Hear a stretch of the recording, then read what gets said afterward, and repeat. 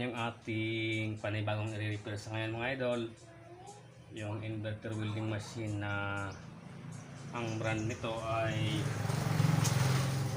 Makita CX7-350. So ang naging problema nito, yung kanyang maliit na MOSFET driver transformer, yung 4606. So ang reaction niya mga idol kapag nakakabit itong sirang MOSFET na 4606, nagpi-flicker o kaya nagpa-fluctuate yung kanyang supply. So pumipitik-pitik lang yung display pati yung blower. Balik binuksan ko na ito mga idol kahapon pa. Hindi ko lang siya itinuloy kasi yung ating MOSFET na nandito ay 4688. So tinitingnan ko yung kanyang data at yung board ng isang welding machine na yung drive ng transformer ay 4688. Tinitingnan ko yung mga bias na pyesa, yung resistor at yung diode, zener diode. So halos same lang siya. Same yung posisyon ng supply. Pangalawang pin galing sa pin number 4. Pin number 3, yun ang supply. Tapos yung ibang pin, halos same lang siya. Pero hindi ko siya kaagad ikinabit kasi yung 4688 kasi baka talaga mali. So chinik ko ng maayos. Ilang bihis kong chinik yung kanyang data at yung posisyon ng mga bias na pyesa. Halos same lang, kaya ngayon i-test natin ikabit yung 4688 kung gumana nga dito, kasi halos parehas na parehas lang yung kanyang posisyon ng mga bias at yung supply. Parehas na parehas lang naman yung kanyang pagkaka design ng circuit at yung mga bias. So ngayon ititest natin siya. So mas mataas lang ng konti yung amperahe ng 4688. Tinignan ko sa data sa pin out, para mas mataas ng konti yung 4688.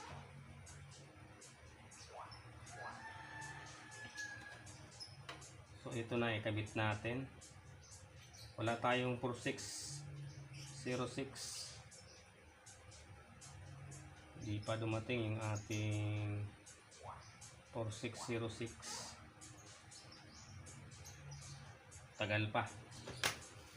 Ito lang gamitin natin.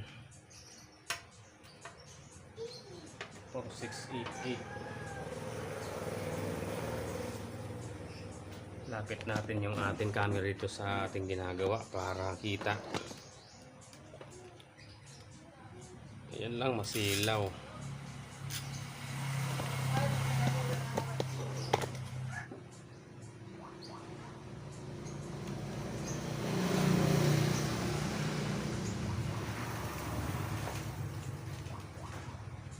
So ito yung 4606, dalawang piraso. Ito yung ating 4688.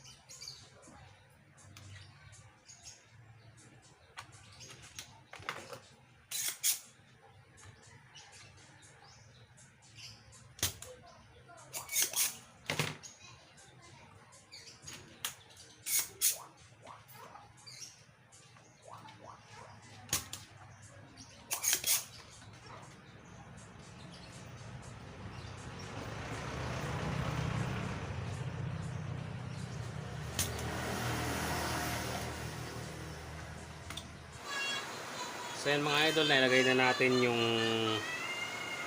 4688. Bali palit natin doon sa 4606. So ito pala mga idol, yung kanyang thermistor may damage na. So kapag nakasalpak din siya, kapag nakakabit yung thermistor, umiilaw yung overheat mode. So check natin kung meron na siyang out. Kita pa ba yung ating ginagawa? Ayan. Ayan, nakasit tayo sa 250 volts. Ayan, plug in natin.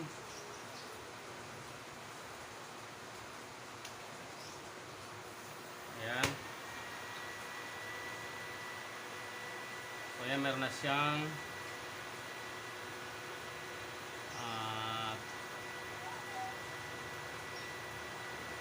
60 plus. Ayan, 60 plus.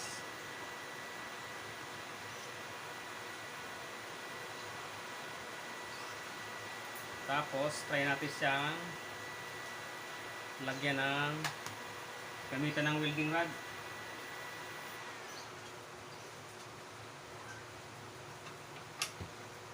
Test natin kung meron na siyang out dito sa gamitan natin ang welding rod. Dito muna natin sa baba yung ating camera.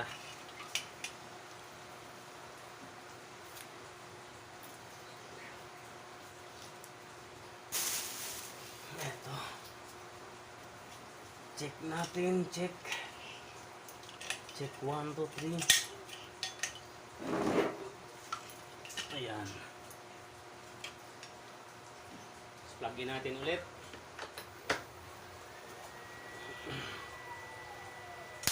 Ayan.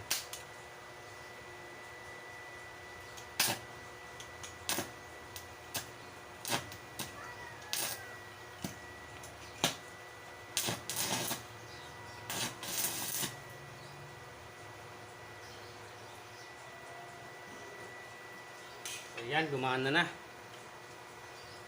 So yung palitan lang natin ay yung thermistor, kasi napalitan na natin yung 4606 ng 4688.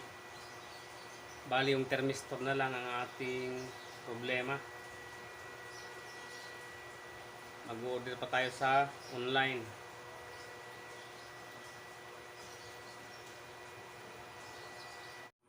So yan mga lods, okay na to. Ito na lang yung problema natin, yung thermistor. Order tayo nito. So madali na lang itong ilagay. Yan, hanggang dito na lang yung aking maiksing video. Yan, maraming salamat sa inyong patuloy na pagtangkilik at panonood sa aking mga ina-upload na video. At sana meron kayong natutunan kahit kunting kaalaman. Ayan, thanks for watching. I never see you happy. You always treat me badly. You say I always die.